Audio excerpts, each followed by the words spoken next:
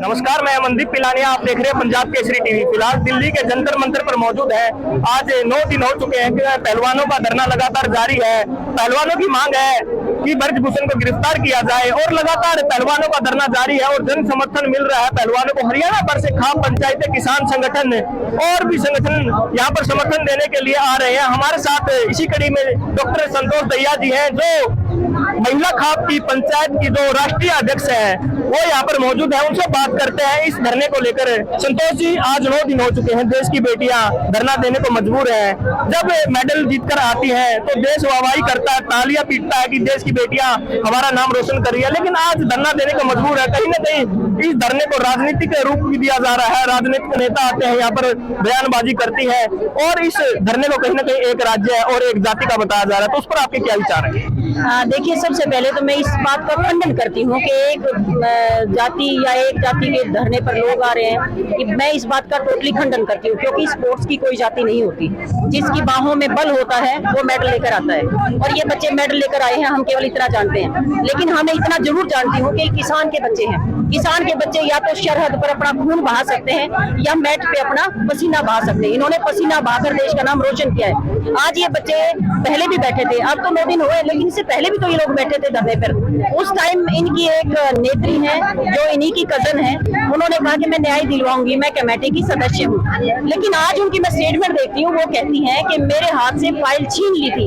अगर उनके हाथ से फाइल छीन ली थी तो वो सामने क्यों नहीं आई? तब उन्होंने ये क्यों नहीं कहा कि मेरी बात नहीं सुनी जा रही है और आप अपना आंदोलन जारी रखिए? उनका आंदोलन खत्म करवा दिया। उसके बाद अब ये 9 दिन से बैठे। अब इसको राजनीतिक नाम देने की बात जहाँ तक है, दूसरे जो पॉलिटिकल पार्टीज के लोग आ रहे हैं या जो सामाजिक लोग आ रहे हैं, वो डेफिनेटली आएंगे, क्योंकि अगर अकेले बच्चे बैठे रहेंगे तो सरकार के ऊपर प्रेशर नहीं रहेगा। जब सब लोग आएंगे, सभी पार्टीज आएंगी, तो डेफिनेटली इस बात का सरकार के ऊपर प्रभाव पड़ेगा। पहलवानों की पहले मांग थी FIR दर्ज हो, अब FIR दर्ज हो चुकी है, लेकिन अब कहीं ना कहीं धरना चला हुआ है। अब क्या क्या मांगे पहलवानों की है? देखिए, सबसे पहले तो त्याग पत्र होना चाहिए था, क्योंकि FIR तो होगी, लेकिन FIR की कॉपी अभी तक नहीं दी इन बच्चों को। FIR की कॉपी तो दिखाएं। मुझे तो लगता है दाल में टोटली काला है, क्योंकि FIR की कॉपी इनको दे देते ये, अगर उसमें बिल्कुल स्पष्ट चीजें होती। और ये कहते हैं कि मैं त्याग पत्र देने के लिए तैयार हूँ, धरना बंद कर दो।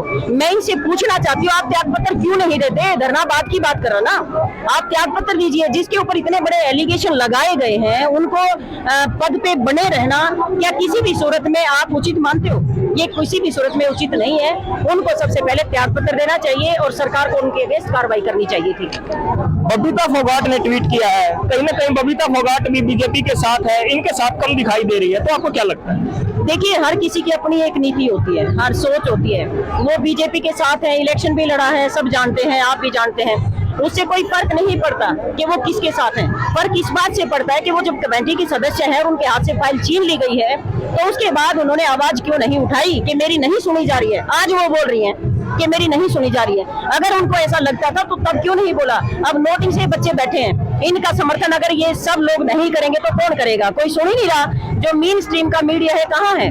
कोई पुलवामा पर बात नहीं है, कोई अडानी पर बात नहीं है। बिल्किस बानो का केस तो आपने देखा ही होगा, 7 लोगों की हत्या, उसके अपने बच्चे की हत्या, पटक के बच्ची को मार दिया और 11 लोगों को इन्होंने फ्री कर दिया और उनके ऊपर फूल मालाएं बरसाई जा रही हैं। लानत ऐसे लोकतंत्र को। मैं तो ये कहती हूँ कि इस लोकतंत्र को खत्म होने से बचाने के लिए आप जैसे जो इक्के दुक्के मीडिया वाले, मैं कहूंगी, और कुछ सोशल मीडिया वाले लोग हैं जो लगे हुए हैं, मैं तो आप लोगों का धन्यवाद करना चाहती हूँ कि आप लोग इसमें अपना अहम रोल अदा करें। ब्रजभूषण की प्रेस कॉन्फ्रेंस में उन्होंने कहा है कि जो आंदोलन कर रहे हैं, कहीं ना कहीं एक अखाड़ा, एक परिवार के लोग हैं। कैसे एक अखाड़ा? अगर एक अखाड़ा भी है, मान लो, मैं उनकी बात को ऊपर करती हूँ, अगर एक अखाड़ा भी एक परिवार से है, तो क्या सभी लड़कियों के साथ बलात्कार करेंगे? सभी लड़कियों को छेड़ेंगे? ऐसा तो नहीं होता है। एक परिवार के का क्या मतलब है? जब किसी के साथ अन्याय होता है, किसी के साथ कुछ हुआ है, और उसमें तो कितनी सारी लड़कियां सामने आ गई है, नाबालिग लड़कियां भी हैं, उसके बावजूद उनकी ऐसी स्टेटमेंट शर्म करने वाली है। आप देखो तो क्या बोल रहे हैं वो, किस घमंड में बोल रहे हैं वो। किसी का ना किसी का तो आशीर्वाद है ना उनके ऊपर, जब वो इस तरह की बात कर रहे हैं। पहले लड़कियां हरियाणा की बात करें, कुश्ती का जो खेल है उसमें आने से डरती थी, लेकिन अब कहीं ना कहीं फोगाट परिवार की लड़कियां कुश्ती में आई है, मेडल जीत के आई है। शोषण के आरोप लगे हैं, अब धरने पर बैठी है, क्या लगता है जो हरियाणा की और बेटियां हैं, क्या मैसेज जाएगा? देखिए, इन्होंने कहा कि एक परिवार की लड़कियां हैं, क्या शुरुआत इस परिवार ने नहीं करी? रेसलिंग में कहा अपनी बच्चियों को कोई भेजता था, इस परिवार ने शुरुआत की है, तो उसका रिजल्ट हमें मिला और मेडल लेकर आई हमारी बेटियां।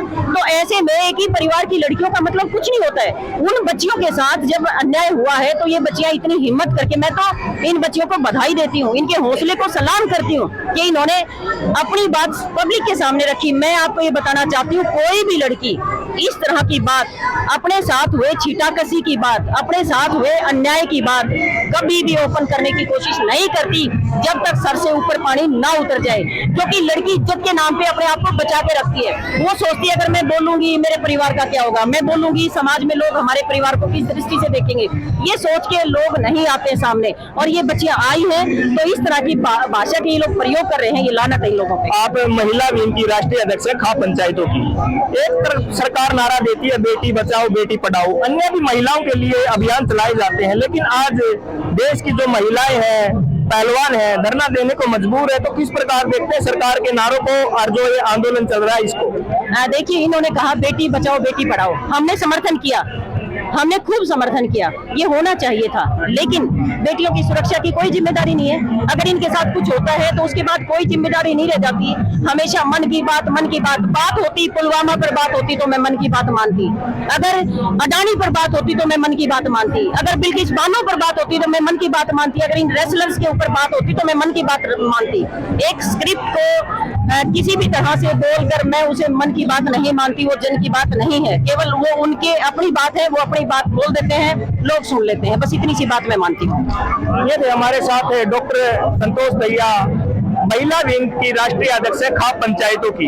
इन्होंने कहा है कि जो पहले हरियाणा में लड़कियां थी कहीं ना कहीं इस खेल में आने से डरती थी, फोगाट परिवार ने इस खेल में आके कुछ न कुछ शुरुआत की, लेकिन अब मेडल जीतने के बाद इन लड़कियों ने ब्रजभूषण पर आरोप लगाए हैं शोषण के, और अब सरकार FIR तो कर रही है, कहीं ना कहीं FIR की कॉपी दिखाने से पीछे हट रही है। अब देखने वाली बात है, जो पहलवानों की मांग है कब सरकार मानती है, कब ब्रजभूषण की जो गिरफ्तारी की मांग कर रहे हैं कब उनकी गिरफ्तारी होती है या नहीं होती है, कितना लंबा आंदोलन चलेगा ये भी देखने वाली बात है। दिल्ली से पंजाब केसरी के लिए मैं अमनदीप पिलानिया।